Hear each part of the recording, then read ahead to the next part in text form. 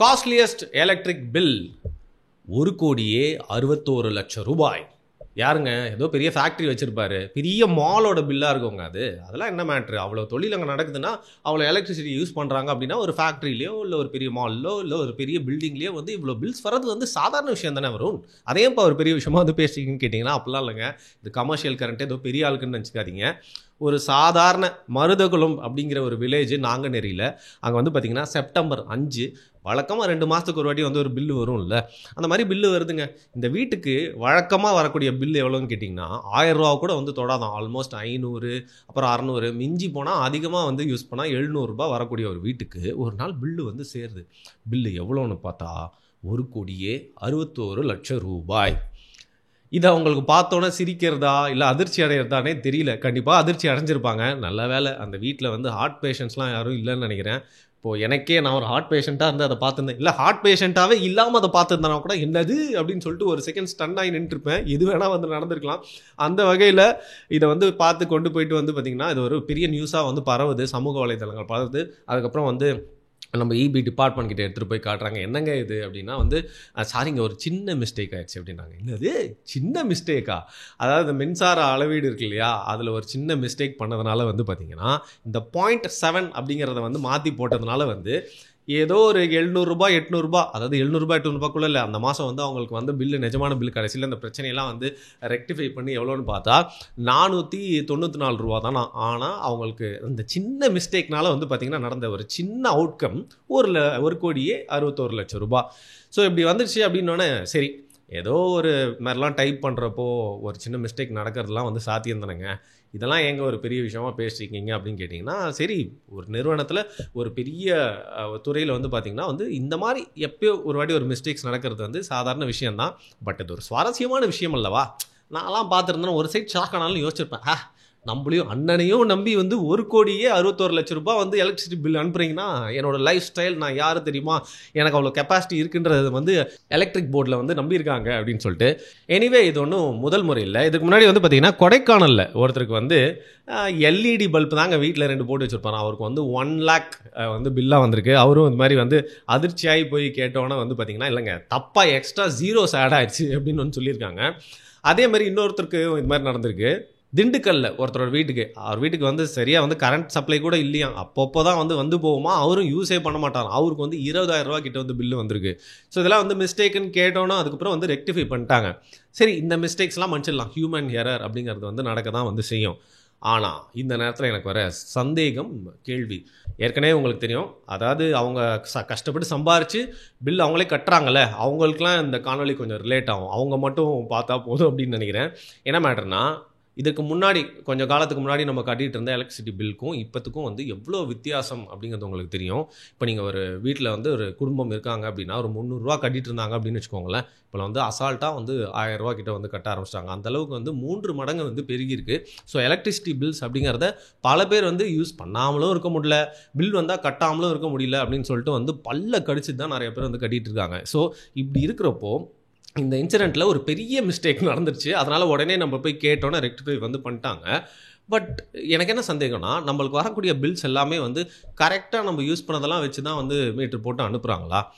சரி பெரிய மிஸ்டேக் பண்ணலனாலும் ஒரு 10 ரூபா இல்லை 5 ரூபா இல்லை 1 ரூபா கூட வச்சுக்கோங்களேன், ஏற்ற இறக்கமாக இருந்துச்சு அப்படின்னா ஒன்று கம்மியாக போட்டிருந்தாங்கன்னா அரசாங்கத்துக்கு நஷ்டம், இன்னொன்று 1 ரூபா அதிகமாக போட்டாலும் நம்மளுக்கு அது நஷ்டம் மட்டும் இல்லாமல் எல்லாருக்கிட்டையும் ஒரு ரூபா அப்படிங்கிற மாதிரி வந்துச்சுன்னா அது எவ்வளோ பெரிய அமௌண்ட்டாக இருக்கும். இந்த மாதிரி பல கேள்விகள் இதில் வந்து இருக்குது. அதனால் இந்த நேரத்தில் நம்ம எலக்ட்ரிசிட்டி போர்டு வந்து நம்மளுக்கு அனுப்பக்கூடிய பில் அப்படிங்கிறத வந்து கரெக்டாக அனுப்புகிறாங்களா அப்படிங்கிற சந்தேகத்தனம் ஒன்றும் எழுப்புறது ஒன்றும் தப்பு இல்லைல்ல. ஏன்னா நம்ம அப்பா காலத்துலாம் சொல்லுவாங்களே, பணம் என்ன மரத்துலையா காய்க்குது, இப்போ மரங்கள் கூட இல்லை நிறைய பேர் வீட்டில். ஸோ மரத்தில் காய்க்கிறதுக்கும் வாய்ப்பு இல்லை. அப்படிங்கிற பட்சத்தில் ஸோ எலக்ட்ரிசிட்டி பில் அப்படிங்கிறத பற்றி நம்ம கொஞ்சம் உற்று நோக்க வேண்டிய அவசியம் இருக்குது அப்படின்னு நினைக்கிறேன்.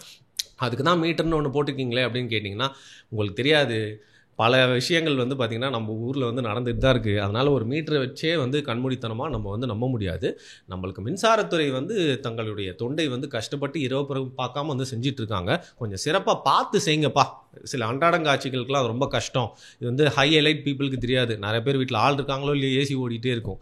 ஆனால் சராசரி மக்கள் வீட்டில் வந்து எலக்ட்ரிசிட்டி பில் அப்படிங்கிறத மாதம் அதை 2 மாதத்துக்கு முன்னாடி பார்த்து ஷாக் ஆகிற ஒரு விஷயம்.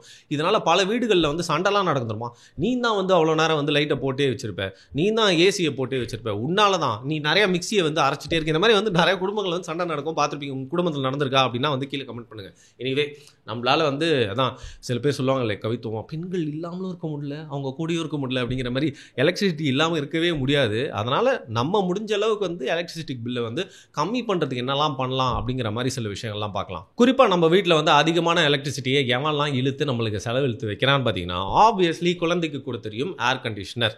90s எங்கள் வீட்டிலலாம் வந்து பார்த்திங்கன்னா ஏர் கண்டிஷன்லாம் இருக்காது. மற்ற வீட்டிலாம் ஏர் கண்டிஷன் இருக்குன்னா வந்து அந்த வீட்டுக்குள்ளே போகும்போதே வந்து ஏதோ சொர்க்கத்துக்குள்ளே போன மாதிரி இருக்கும். டி நகர்லாம் வந்து பார்த்திங்கன்னா வந்து சரவணா ஸ்டோர்ஸ்லாம் தாண்டி போகும்போது அந்த ஏர் கண்டிஷனருக்காகவே நாங்கள் 2-3 வாட்டிலாம் போயிட்டு வருவோம். அந்தளவுக்கு வந்து ஏர் கண்டிஷன்றது பெரிய லக்ஸரியாக மட்டும் இல்லாமல் அதிசயமாக இருந்துச்சு. ஏழைகளின் ஏர் கண்டிஷனராக அந்த ஏர் கூலரை தான் வாங்கி ஊற்றிப்போம்.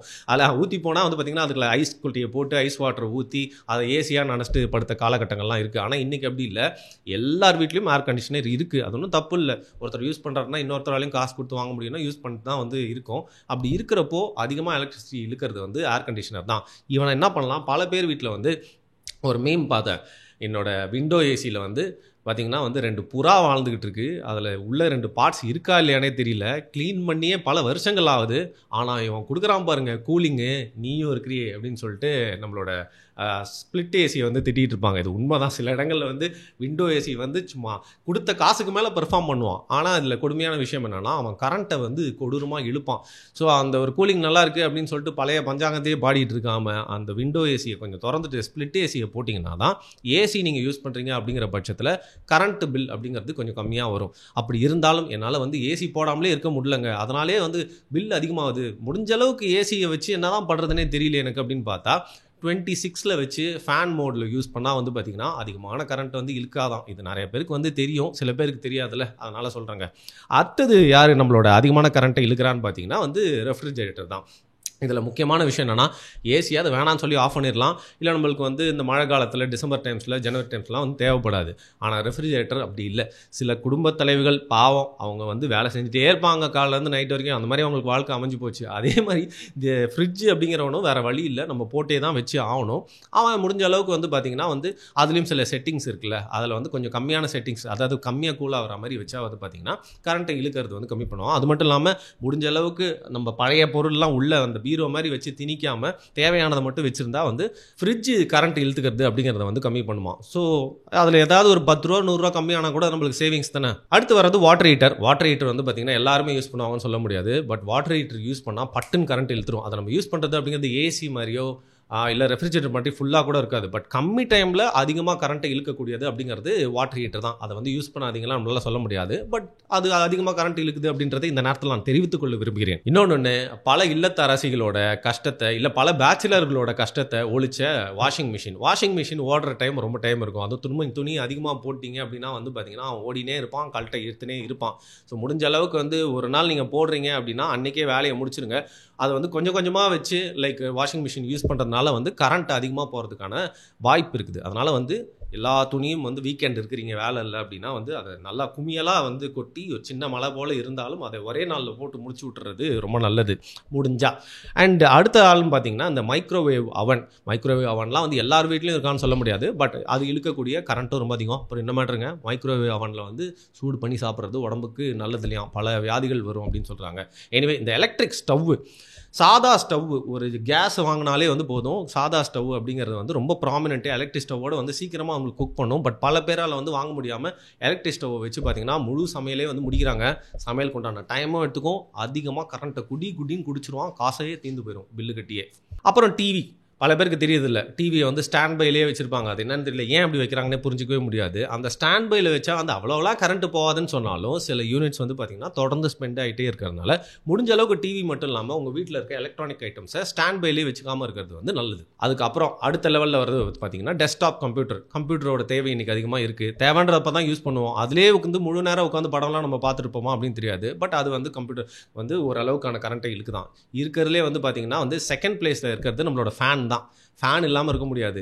சில இடத்துல வந்து பார்த்தீங்கன்னா வந்து ஏசி போட்டே வந்து ஃபேன்லாம் போட்டிருப்பாங்க. ஏன்னா கொசு தொல்லைலாம் வந்து கொடூரமாக இருக்குன்றதுனால ஃபேன் வந்து செகண்ட் பிளேஸை பிடிச்சிருக்கு. ஃபர்ஸ்ட் பிளேஸில் யாருன்னு பார்த்தீங்கன்னா நம்மளோட செல்லா குட்டி குண்டு பல்புகள் கிட்டேருந்து நம்மளை காப்பாற்றி இன்றைக்கி வந்து பார்த்திங்கன்னா அதிகமான வெளிச்சம் கொடுக்கறது மட்டும் இல்லாமல் கம்மி கரண்ட்டை இழுத்து நம்மளோட சேவிங்ஸ் நண்பனாக இருக்கிறது இந்த எல்இடி பல்ப்ஸ் தான். அந்த டியூப் லைட்ஸ் இருக்குல்ல, இவங்களாம் தான். ஸோ இதெல்லாம் வந்து பார்த்திங்கன்னா நம்ம வேறு வழியே இல்லை, டெய்லி யூஸ் பண்ணிட்டே தான் இருப்போம். பட் அதிகமாக எது கரண்ட் இருக்குது அப்படின்றது தான் அவங்ககிட்ட சொல்லணும்னு நினச்சேன். ஸோ இதில் வாட்டர் ஹீட்டர்ஸை பற்றி சொல்லணும்னா, நீங்கள் சோலார் வாட்டர் ஹீட்டருக்கு முடிஞ்சால் மாறிட்டீங்க அப்படின்னா அதிக அளவுக்கு உங்களுக்கு வந்து கரண்ட் லாஸ் இருக்காது. ஏசியும் வந்து பார்த்திங்கன்னா பார்த்து கரெக்டாக அந்த 26ல் ஃபேனில் தேவையானப்போ போட்டு ஆஃப் பண்ணுறது மூலியமாக உங்களுக்கு பார்த்திங்கன்னா ₹1000 ₹3000 வரைக்கும் உங்களுக்கு வந்து காசை மிச்சம் பண்ணலாம். அது மட்டும் இல்லாமல் நீங்கள் இனிமேல் ஒரு இன்வெர்ட்டர் இல்லை ஃப்ரிட்ஜெலாம் வாங்க போகிறீங்க அப்படின்னா அதில் வந்து கேளுங்க. பல இன்வெர்ட்டர்ஸ் ஃப்ரிட்ஜில் வந்து ஒரு ஆப்ஷன்ஸ்லாம் நம்மளுக்கு இருக்கும், நிறைய வசதிலாம் வந்து செஞ்சு கொடுத்துருப்பாங்க. பட் சிலதில் தான் வந்து பார்த்திங்கன்னா நம்மளுக்கு என்ன தேவையோ அந்த விஷயம் இருக்கும். அந்த வகையில் எதெல்லாம் கம்மியான கரண்ட்டை இழுக்கும் அப்படிங்கிறத ரிசர்ச் பண்ணி பார்த்து வாங்கினீங்க அப்படிங்கிற பட்சத்தில் 24 hours ஓடிட்டு இருக்கக்கூடிய ஃப்ரிட்ஜ் அப்படிங்கிறதுலேருந்து எலக்ட்ரிக் கன்சம்ஷனை வந்து நம்ம கம்மி பண்ணலாம். எனிவே யாருக்கோ வந்து ஒரு கோடியே ₹61,00,000 பில்லு வந்ததுனால நம்ம அந்த ஞானோதயம் வந்து இந்த விஷயங்கள்லாம் கொஞ்சம் தேடி படித்தேன். அது உங்கள் கூட ஷேர் பண்ணிக்கலாம் நினச்சேன். கண்டிப்பாக எனக்கு தெரியும் என்னோட உங்களுக்கு நிறைய விஷயம் இதில் தெரியும் அப்படின்னு சொல்லிட்டு, இல்லை நான் ஏதாவது தப்பாக சொல்லியிருந்தேனா அப்படின்னு சொல்லிட்டு கீழே கமெண்ட் பண்ணுங்கள். சரி, இந்த மாதம் உங்களோட எலக்ட்ரிக் பில் எவ்வளோங்க? அதை மறக்காமல் சொல்லுங்கள் பார்க்கலாம்.